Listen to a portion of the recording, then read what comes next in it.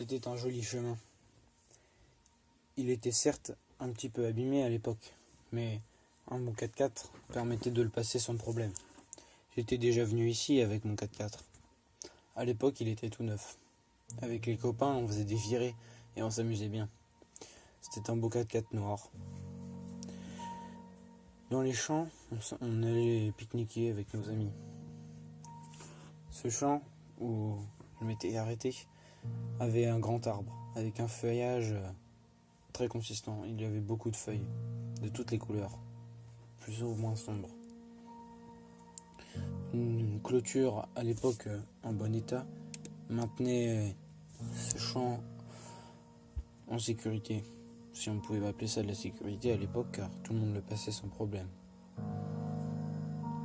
Mais maintenant, après le jour de la mort, tout avait changé. La sécurité maintenant, c'était un abri en béton, des pistolets, des fusils et des haches. Et bien entendu, il fallait aussi pouvoir manger, dormir en sécurité. C'est pour cela que j'étais toujours avec mon 4x4. Avec lui, au moins, j'étais tranquille, je pouvais me balader d'un endroit à un autre, et puis j'étais en sécurité dedans. Je l'avais un petit peu renforcé, et c'était très bien. Maintenant, c'était plus seulement un 4x4 pour se balader, c'était devenu ma maison.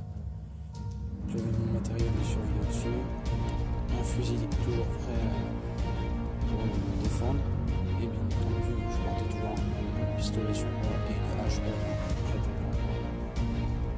En me baladant sur ce chemin, j'ai vu cette zombie, comme on les appelle maintenant. Car en effet, ce n'était plus des humains, c'était des zombies, des morts-vivants.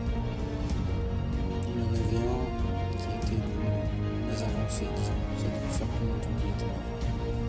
Il avait encore des cheveux, mais il avait un visage détruit, dévasté.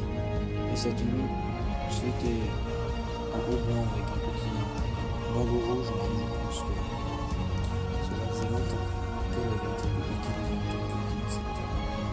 Et l'autre, c'était sûrement un homme d'affaires. Comme quoi, la richesse ne faisait rien à cet os. Mais lui, il était plus près de moi et il avait faim. Il poussait sur la barrière. J'ai pris ma hache et je me suis préparé à les tuer. Tous les deux.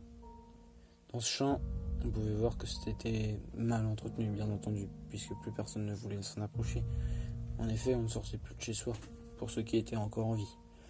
Il y avait des herbes partout, et puis le sentier était abîmé, il y avait des rochers, des cailloux. C'était ça, maintenant, après le jour de la mort. C'était ça, la vie.